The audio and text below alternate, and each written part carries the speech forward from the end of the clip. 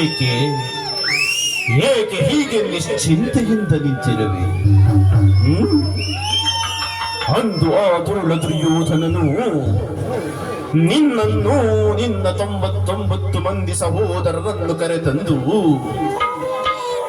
ಕತ್ತಲೆಯ ಕಾರಾಗೃಹದಲ್ಲಿರಿಸಿ ದಿನಕ್ಕೊಂದು ಹಿಡಿಯನ್ನ ಒಂದು ಒಳಲೆ ನೀರನ್ನು ಕೊಟ್ಟು ಕೊಂದ ಆ ಹಸಿದ ಘೋರ ಕಗ್ಗೊಲೆಯ ಅರ್ಥನಾದ ಧ್ವನಿ ನಿನಗೆ ಕೇಳಿಸುತ್ತಿಲ್ಲವೇ? ಏಕೆ ದುರ್ಯೋಧನನ ಮನೆಯ ಮೃಷ್ಟಾನ್ನವನ್ನು ಸವಿದು ನೀ ಅಂದು ಮಾಡಿದ ಶಪಥವನ್ನು ಮರೆತೆಯಾ? ಎಚ್ಚರ ನಾನು ಸತ್ತು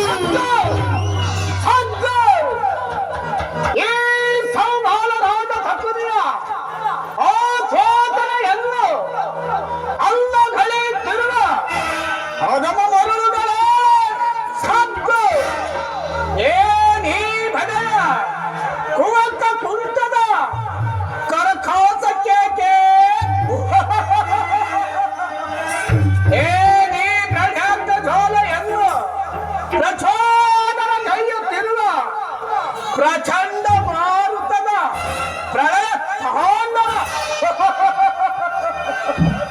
ಅಖಂಡ ಭಾರತ ಕಾಂಡಕ್ಕೆ ಕುವಕ ಕೋಟದ ಪಕ್ಷಿ ಕಥೆಯ ಪ್ರವೀಣ ಮಹೋತ್ಸಂಜದ ಮಾಡಿಬಿಡ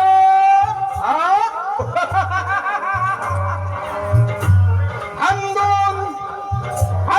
ನಿರಾಪರಾಧಿಗಳಾದ ನನ್ನ ದುರ್ಯೋಧನ ಅಂದು ನನ್ನ ಹತಭಾಗ್ಯ ಸಹೋದರರಿಗೆ ದಿನಕ್ಕ ಒಂದು ಹಿಡಿಯನ್ನ ಒಂದು ಒಳ ನೀರನ್ನು ಕೊಡುತ್ತಿದ್ದೆ. ನನ್ನ ಸಹೋದರರು ಅದೆಲ್ಲವನ್ನು ನನಗಿತ್ತು. ತಾವೆಲ್ಲರೂ ಉಪವಾಸ ಮಾಡಿ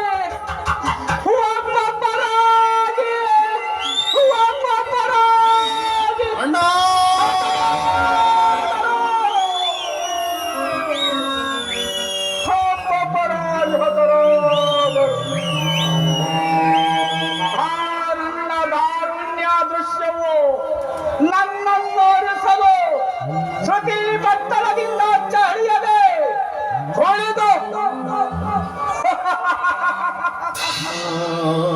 ನಿರಂತರ ಬಡಬಾಬು ಜೋಲೆಯಲ್ಲಿ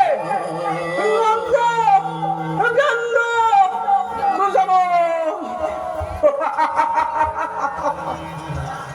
ನನ್ನ ಧ್ಯೇಯವು ಹಣು ಹಣು ಹಾಗೆ ತುಂಡರಿಸಿದರು.